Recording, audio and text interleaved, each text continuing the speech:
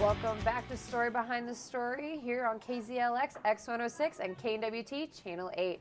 I'm your host, Angela Luna, and we're hosting here live at the Student Union for Student Media Day. I'm sitting with Chief Reporter Abbey Hugo. How are you doing today? Good, great to be here. Good. We're going to talk about Katie Stevenson's story today in the Missourian about a state bill could allow faculty to carry guns on campus. Now, you sat down and talked with Katie a little bit about how she came up with the story and what made her want to do this story? What was the intriguing part of it? Well, obviously this is a very controversial bill because it's something that a lot of people have opinions on, and because it'll affect the safety on college campuses, it's obviously really relevant to the university, and if it gets passed, it'll really affect the safety on university campuses. Of course, yeah. And I saw that she sat down with maybe a couple students on campus, or I know she sat down with Senator Dorman. How was those interviews? Did she say there was any controversy with any of the interviews, or some people were a little uncomfortable? Or Well, I don't know if she had any particular big issues with that, but it was obviously really nice to sit down with Representative Dorman because he helped write the bill. So obviously he's really well informed and has a firsthand account of what the bill is all about. And she said that talking to him, it was really great because you could tell just how passionate he was and how much work he had put into it. And then she was sure to get interviews with people with all sorts of opinions on the bill and on gun control because it's such a controversial issue. And she even got some student input, which is always nice. Awesome. Now, how many students was she able to get in the interview? Her main interview in terms of students was Senior Quinn McCollum, but he was able to present some of his opinions on the bill and both what he thought were some good steps in the right direction and also things that he might change or things he might hope for. Oh, awesome. And now with this bill and everything, I know if it were to get passed, it wouldn't go into effect until 2019 or 2020 or so. Was she able to maybe get more input on that or adding more to the story at all? Well, this bill was just introduced to the House Education Committee in early February, so it's still being deliberated on by Missouri legislature. But I'm sure that if it continues to progress, and especially if it gets enacted, that it'd be great to follow up on the story and see the impact it would have and the reaction to it. Oh, absolutely. Especially since we just had the shooting that just happened in Florida. And there's been a couple this past year, and even, with Sandy Hook and Columbine and everything. It'll be interesting to see what will happen more with this bill. Do you think she'll have more stories, or she'll maybe do a follow-up story with this bill? Like I said, since it will, if passed, it'll be enacted as soon as the next school year, 2019-2020. That if it was passed, obviously she will have to do a follow-up and see how that all plays out. Okay, awesome. And then, with this bill and finding the story, what were, when she spoke with Dorman, was there, how often was it hard to get that interview or? I believe that another employee on the Missourian was able to help her get in contact with him, and then once she was able to get in contact with him and get voice from him, he was very cooperative and was very helpful, obviously, as a featured interview. Now, is it more difficult to get senators? Of course, they're very busy. They've got a long schedule. What is the process that students have to do if they were to be interested in working for the Missourian, if they wanted to go into that? In general, obviously, it's a lot harder to coordinate with big officials and senators and all that, or to even find someone that's easily contactable who will have a big part in issues and bills and things. So pretty much the main key is as long as you pretty much have to know someone who knows someone, get connections and get someone that can just give you their contact. Then once you have their number or the email, then it's not too difficult as long as they're willing to get input from them. Yeah, absolutely. Has there ever been a personal instance where it was kind of hard for you? Oh, looks like we're running out of time. And well, thank you so much for coming in. And thank you. Coming in for Katie. And tune in here soon. Don't touch that dial. When we come back, we're going to talk to Sarah about grocery bingo and how you can get involved as a student.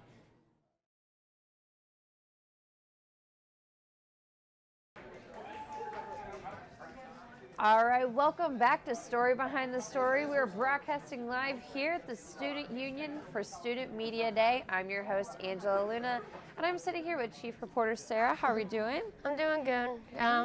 Still feeling a little sick, but getting better. Hey, at least you're feeling better. That's all that matters. And braved out the cold to make it here. So, now you did a story about what is called Grocery Bingo. It's a tradition Northwest does here on campus. It's awesome. Students get to play bingo to win groceries. So, Sarah, can you tell us a little bit about that story? The story it's actually a preview story since Grocery Bingo was supposed to be tonight. Now it's actually been rescheduled to next Thursday. Same time, same place, just a different day due to inclement weather. But it was a hard story because of the fact that I had to find sources that without going to the event. So this involved finding people that were that had previously gone, which is probably one of the hardest things, rather than finding someone who is already there at the event. It was also it was easy getting in contact with the people in charge of it, but it was hard getting them to respond back more than anything. I also, since I was sick the past week, it was also really hard for me because I was just late correspondence with them, and everything. It's just all about corresponding communication. Absolutely. Now, as a journalist, how is that hard, battling, when you're sick and trying to deal with the people who do cancel because, I guess the flu's going around. So if they're sick or if they're canceling on you, how do you just brave it out as a journalist? I usually just have to make sure that I have backup sources. So, I use a lot of my connections. So I'm in an organization known as Sigma Society, and I use connections with those girls, and just any of my friends that maybe could that have contacts with other friends. Just anybody that I can get a hold of. And the way that I kept my flu from getting to other people when I interviewed them is I basically I was able to get it through email, which has its flaws. It's harder to get quotes from emails because people are writing and it's not how they talk. And people can talk a lot more than they can write, it seems. But for me, it was just it was getting them to give me the stuff that I could quote off of. But yeah, that's pretty much all it was for me. Yeah, absolutely. Now, what do you think is probably the best that is more effective? In-person interviews, or have you ever done any on-the-phone interviews at all? I have done one on-the-phone interview. I still prefer personally to be able to talk to them. It makes it a lot easier on all of us. Since I usually won't have to come back and constantly email them and be like, oh, I forgot about this question, or I forgot about this. When you talk to them, it's a lot more natural. You can get a lot more from what they say. And when you if you send them an email, that's one of the last things I try to do is send an email, because it is very cut and dry. You can tell kind of how people ask the question by how they respond, because they'll write it it's that writing prompt. Oh, what makes you think that you're the best position for this? They'll be I think I'm the best position for it. Instead of being a conversation where you can easily plug it in into a story. It's a lot more interesting too, because you do get to see their personalities more by talking to them. Even on the phone, it's still nice because you can you're able to still talk to them, hear their voice. You can, you're able to still show how, and be polite to them. It's actually harder. It's a lot harder to just email them because you don't get any of the personality. Absolutely. Well, so you said Grocery Bingo will be next week instead? Yes. Awesome. Well, thank you so much, Sarah, for coming in, and glad you're able to work all your interviews out. And stay tuned next. Devin's going to come in, and we're going to talk about sports here at Story Behind the Story at the Student Media Union.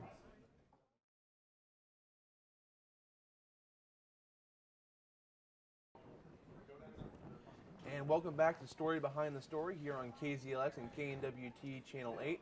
We are broadcasting live from Student Media Day at the Student Union here on campus, Northwest Missouri State.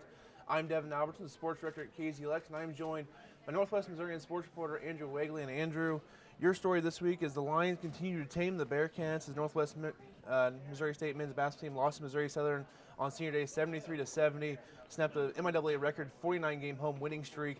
What did the Lions do in this game to pull off this upset? Well, the Lions scored obviously more points than the Bearcats, but their point guard C.J. Carr, a lot of people call him like a Justin Pitts light, and he was lights out on Saturday. He had 33 points and 9 rebounds, and he's not any taller than Justin Pitts, I don't think, and he just didn't miss from 3. He was just excellent. I think he was the key to the Bearcats losing. And you said there with Carr, especially there in the first half, he had 21 of his 33 points the first half, including a buzzer beater there at the end of the first half. He was just so good. They did a good job, Missouri Southern did, of getting some screens for him, having him match up against other guys, and he really took advantage of there.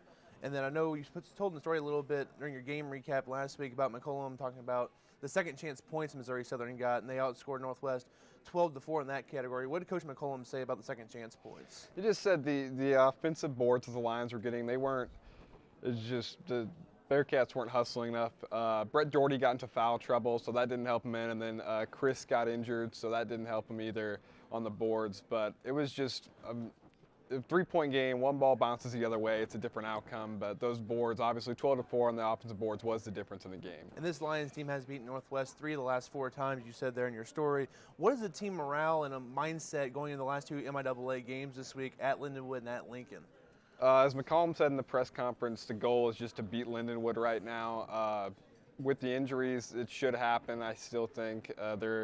They beat them by 20 last time they played, but the goal is to just win these 2 games and they determine their own fate. They win these 2 games, they win the MIAA championship, so the focus is just win the games. As you said there, Northwest can secure at least a share of the MIAA title with a win versus Lindenwood. They can win it outright with either 2 wins this week or a win plus a Missouri Southern and Washburn loss. And you said there with the injuries, Justin Pitts' turf toe has been bothering him the last couple of weeks. He didn't look himself for the first about 25 minutes on the floor, but the final 4.5, he looked like the old Justin Pitts, had 13 points, including an and 1 and a step back 3. He looked like the old Justin Pitts there late in that game. Yeah, in the press conference he talked about getting his confidence back in those last 5 minutes. Obviously 0 points in the first half and then most of the second half too, and that was a big factor in the loss. If Justin Pitts is the real Justin Pitts all game long, they win that game every time. But he wasn't there until the last 5 minutes. I think that was a good step for his confidence, and he said in the press conference that they're working on finding ways to deter the soreness, but we'll see how he does against Lindenwood. So hopefully he's good this week and into the MIAA and regional tournament. Another guy who got hurt versus Missouri Southern, you said earlier, Chris Ibu-Endow, looked like a lower leg injury. Doesn't look like he's going to play this week. What did Coach McCollum say to you about Chris's injury? McCollum said that they're just planning to go without him. He said for his own mental, he plans to go, and if he's ready, he'll go. But the plan right now is the Bearcats are not going to have him for the entire week. Definitely against Lindenwood, Chris is not going to play. All right, so we'll check back next week to see if he can go in the MIAA tournament. Of course, Northwest will have a bye to Kansas City because they're going to secure at least a top 3 seed, and that hopefully the top seed if they get 2 wins this week. And of course, the regional rankings came out this week. Northwest remained at number 1 in the polls. Do you see Northwest keeping that ranking and being able to host here in a couple of weeks? I was kind of surprised that they were still number 1 after the loss to Southern, but I think they'll beat Lindenwood, and I think they'll beat Lincoln. If they win those 2 games, I don't see any way that they won't be the number 1 in the region at the end of the week. So as long as they win those 2 games and do what they should be able to do, then they'll be golden. And as you said, they're Northwest. I looked at the numbers last night. They had the big advantage in strength of schedule and some RPI and some other numbers, plus the head-to-head over Northern State, which is a big difference. So thank you for joining the show this week, Andrew. Thanks for having me. Thank you for tuning in to KZLX and KNWT Channel 8. I am Devin Albertson, and we will see you next week on The Story Behind the Story.